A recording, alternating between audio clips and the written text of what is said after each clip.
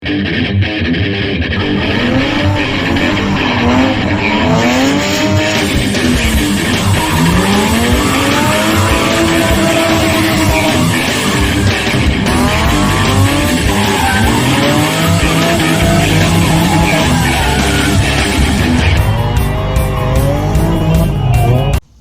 right, so today we're at one of my rentals. It's a duplex, 2-story job, and I use this downstairs for storage, just some old junk, ladder or two, nothing major.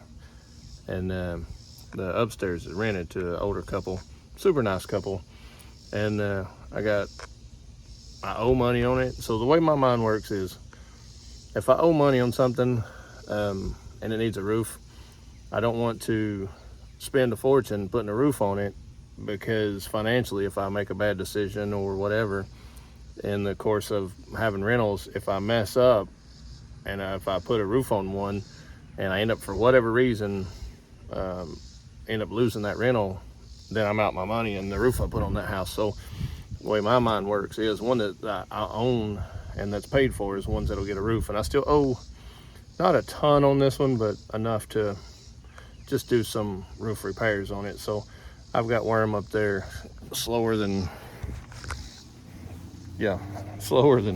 stink on stew. But that house there, I used to own that, and it caught fire. Some renters had it and it caught on fire or whatever, and me and Worm and James and a couple other people that worked for me we put that roof on that house and most of the siding.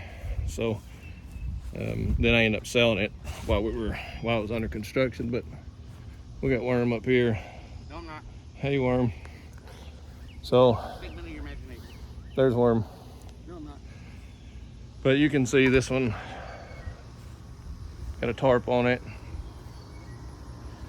and the tarp's deteriorating, so we've had to put some tar on it, and that's what he's working on.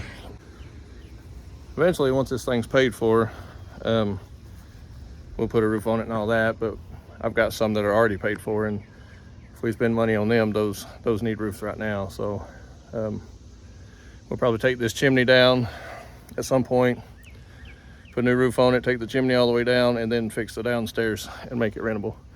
So, but that's long-term stuff. But yeah, we're short-term fixing roof leaks and stuff. So, but all right, that's what we're doing today. Here we go. So I guess my new bell housing come in from Drift Motion, and so we're gonna go ahead and start trying to pull this thing out. I'm gonna at least get it out of the car and change the bell housing over, and may try to get it put back in the car today, so that way I can get my drive shaft ordered. So, all right, we'll see. Here we go. All right, so I got the transmission out. As you can see, it's broke. I didn't even unbolt this thing. It literally just come out. And yeah, there's a wire right there, but that wire don't go in the transmission.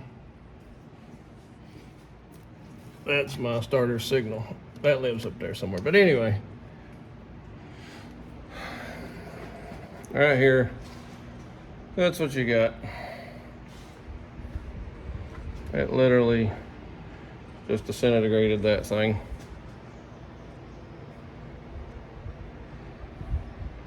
I think maybe it might have been a bad design. This thing just shattered. I don't know.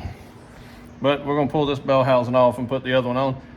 I can't make up my mind that reverse still don't work.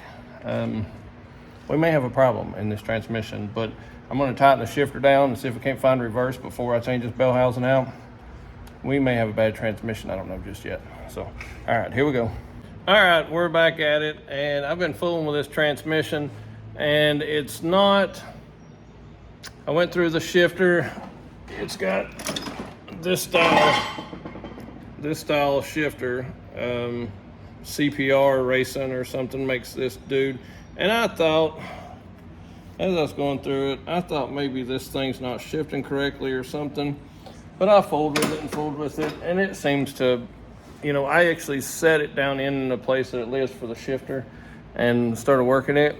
And I tightened the bolts on it, loosened the bolts, checked the positioning as best I could, and it doesn't seem to be that the shifter is the problem. Plus, we had reverse before. And so I went a little further than what I had anticipated. So let me show you what I'm talking about. So, all right. So, got into the transmission. This is the front side. So I went ahead and took all my assembly off and my adapter and all that stuff. I got to get my dowels out possibly if I can. And so got to looking at it and fooling with it, and it wouldn't take reverse for anything. Okay, so right here, there's a motion this way. I don't know what gear they are, but, and then there's a motion, it should be centered there. And there's a forward motion on these two and a back motion on these two, and they lock into gear, and you can tell by this shaft here that they go in and out of gear. But this one, the big one, when you go forward, I'm assuming that's reverse because that's what it feels like. Reverse is hung, it won't go into reverse. So, you know, like these, they will go completely in. I can't hardly get it pulled out, but they will go completely in like this. And, you know, obviously it won't go in now, but they'll go in and lock completely. But this one won't. This one keeps like it's restricted somehow. One of these rods or somewhere inside here, something's bound up, and I don't know what it is. And it could be somewhere, I guess it slips on this gear set. As this goes forward, it sits on this gear set. Maybe there's something golded up with the teeth or something, I don't know. But that's what I'm dealing with. One of the transmission companies that I deal with, I think I'm gonna leave it disassembled this far and I'll take it to him. So what I'm assuming's happened, when the flywheel was loose, it was jumping up and down, and somehow it's interfered with the reverse gear in this thing, and just assuming that had something to do with maybe bending something or whatever. I don't know. I have plenty of fluid in it. I'm using Royal Purple, so there shouldn't be any issues there. And when I first got it, I was using just a synthetic 7590, but I went to a Royal Purple on this. But I mean, it's got to be that where that flywheel was off, and it was making this assembly, you know, vibrate and jump up and down. So it has to be something relevant to that. So yeah, that's what you got. I've got it tore down this far. Got this end off, this end. This is what AR5 looks like stripped down. So if you got an AR5, and this tail shaft, the whole rear section here was super simple to take off. There wasn't any clips. A lot of times they'll have, like this side will have clips on it to take off. You'll have to snap ring pliers or something, or this clip right here to take these assemblies out. And there's some residue on this thing, like got a bunch of stuff down here. That might be, I think that's just RTV out of this, where I RTV'd it. But this side, that side will have snap rings. This side won't. This side literally just these bolts that go around here, and this, so like the top of the shifter, let me show you here. The top of this shifter, this is what was inside of it. So this rod goes this way. Yeah. And when it goes in there, this is actually, it's hard to do with one hand. Let's see, yeah.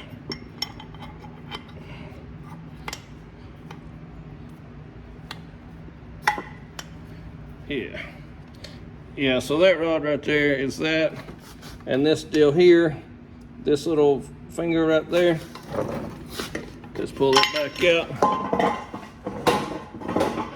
So this little finger is what goes in there.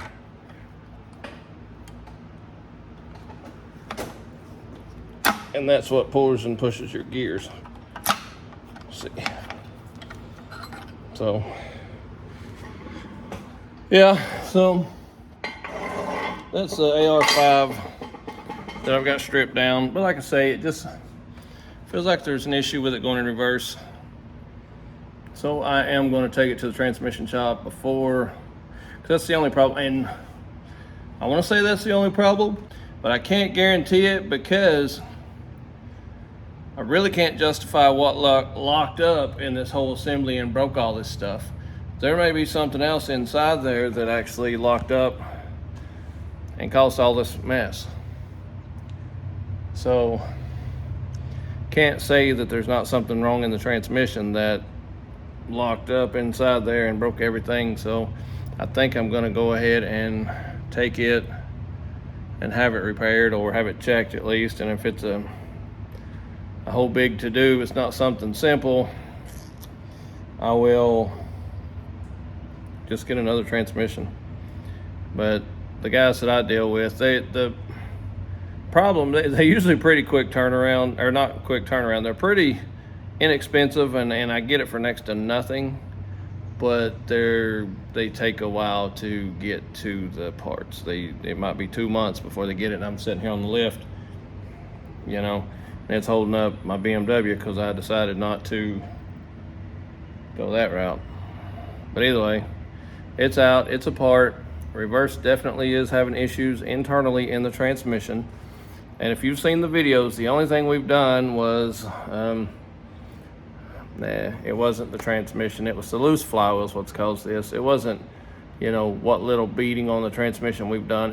It was 100% loose flywheel vibration, jerking around, popping around. It wasn't what beating on it we've done. It just wasn't that at all.